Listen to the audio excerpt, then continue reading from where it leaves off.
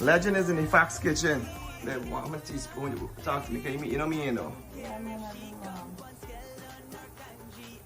like 3 because I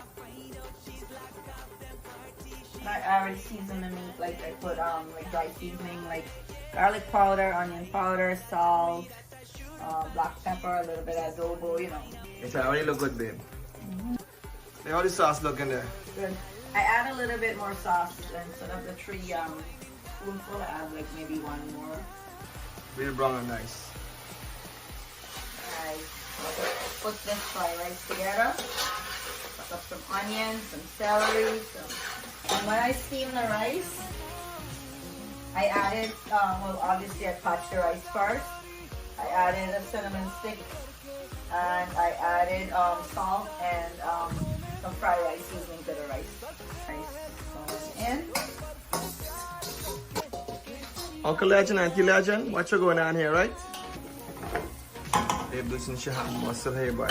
Real good. Well, you know, in the fat kitchen, what has happened? You got taste and That. oh my God, Auntie Vito.